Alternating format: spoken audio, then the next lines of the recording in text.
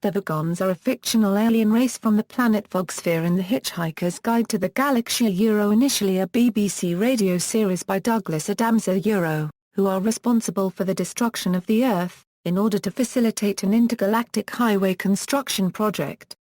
Vogons are slug-like but vaguely humanoid, are bulkier than humans, and have green skin. Vogons are described as a one of the most unpleasant races in the galaxy, not actually evil, but bad-tempered, bureaucratic, officious and callous, and having as much sex appeal as a road accident, as well as being the authors of the third worst poetry in the universe. They are employed as the galactic government's bureaucrats. Description: appearance and personality, guide description. Here is what to do if you want to get a lift from a Vogon: forget it. They are one of the most unpleasant races in the galaxy. Not actually evil, but bad-tempered, bureaucratic, officious and callous.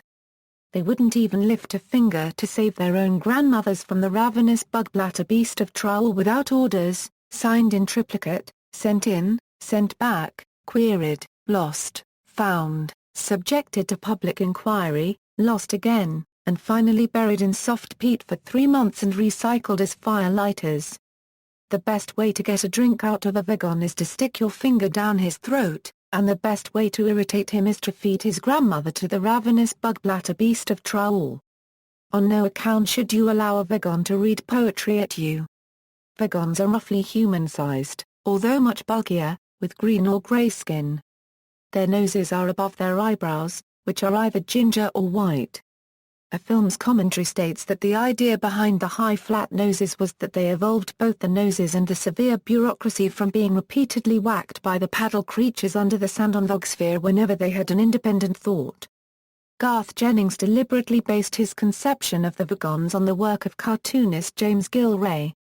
His creations were so grotesque. When we looked at them, we realized they were the Vogons. Origins: the series tells that, far back in prehistory, when the first primeval Vogons crawled out of the sea, the forces of evolution were so disgusted with them that they never allowed them to evolve again. Through sheer obstinacy, though, the Vogons survived. They then emigrated en masse to the Brentize Vogon star cluster, where they form most of the galactic bureaucracy, most notably in the Vogon constructor fleets. The only named Vogons in the stories are Jeltz, Quartz, Zanawarp, revealed to be a Vogon in the quintessential phase, and Jeltz's son Constant Moan. Behavior: Vogons are described as officiously bureaucratic, a line of work at which they perform so well that the entire galactic bureaucracy is run by them.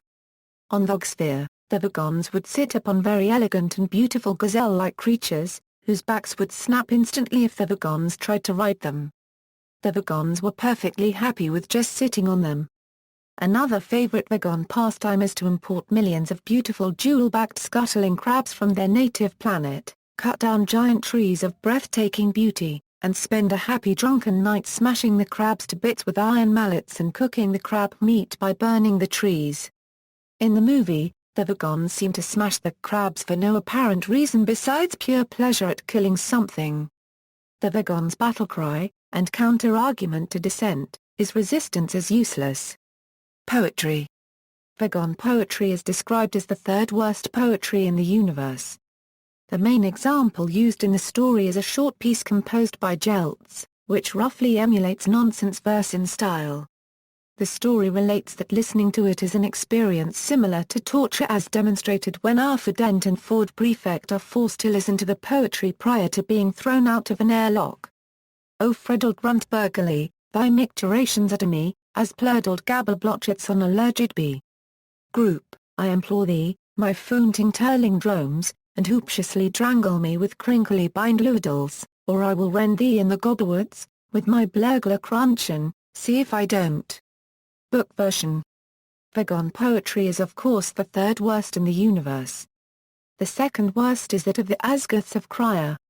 During a recitation by their poet master Granthos the flatulent of his poem Ode to a Small Lump of Green Putty I found in my armpit one midsummer morning, 4 of his audience members died of internal hemorrhaging, and the president of the Mid-Galactic Arts Nobbling Council survived by gnawing one of his own legs off.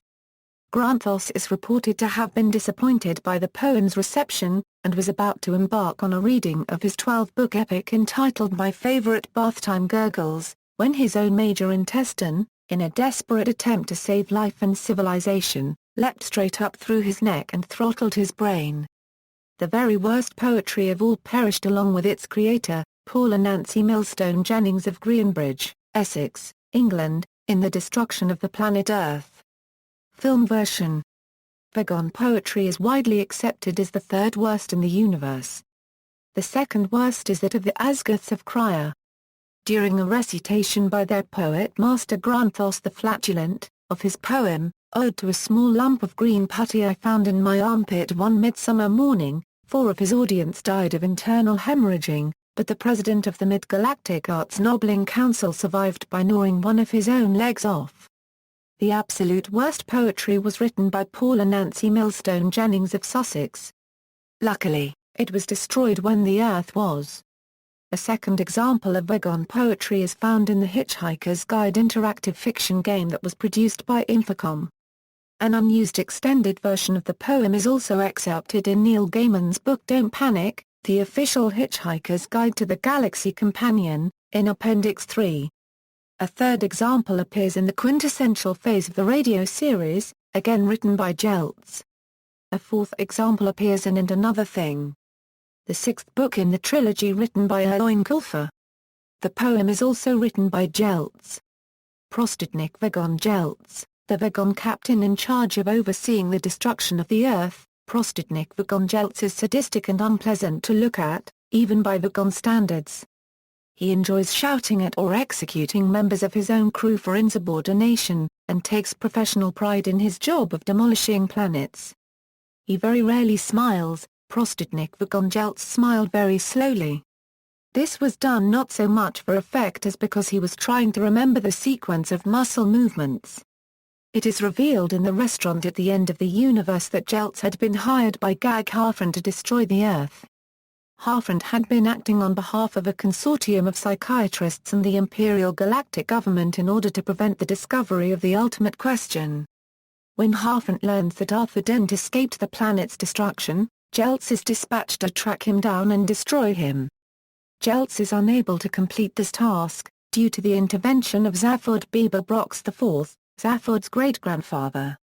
In Mostly Harmless, Jeltz is once again responsible for the destruction of the Earth, after the Vogons infiltrate the Hitchhiker's Guide Company offices to turn the guide into a device capable of destroying all Earths in every dimension, this time presumably killing Arthur, Ford, Trillian, and Arthur's daughter, Randorma. A fate dodged by the characters in the quintessential phase.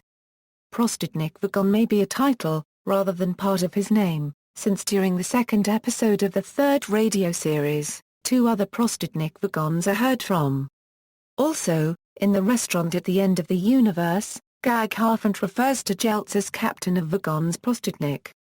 Jeltz appears in The Hitchhiker's Guide to the Galaxy, the restaurant at the end of the universe, Mostly Harmless, and Another Thing. The Hitchhiker's Guide to the Galaxy, the quintessential phase. In the first radio series, he was played by Bill Wallace. On television, it was Martin Benson. In the third, fourth and fifth radio series, he was played by Toby Longworth, although Longworth did not receive a credit for the role during the third series. In the film, he is voiced by Richard Griffiths. Spacecraft. The ships of the Vogon constructor fleet were described as impossibly huge yellow somethings that looked more like they had been congealed than constructed, and hung in the air in much the same way that bricks don't. They are said to be undetectable to radar and capable of travel through hyperspace. They are not crewed exclusively by Vogons. A species known as the Dentrasi are responsible for onboard catering. In the television version of the story, the craft are shaped like battleships, albeit with a flat bottom through which the demolition beams are fired. In the film version, the craft are grey and cubic, a continuation of the emphasis on bureaucracy in the Vogon's conception. Douglas Adams' description of the Vogon ships hanging in the air in much the same way that bricks don't, led to these Vogon ships, which are these massive concrete tower blocks, with hardly any windows. They just have a few doors around the base, says Joel Collins. References. External links, BBC's page on Vogon poetry with the Vogon poem generator.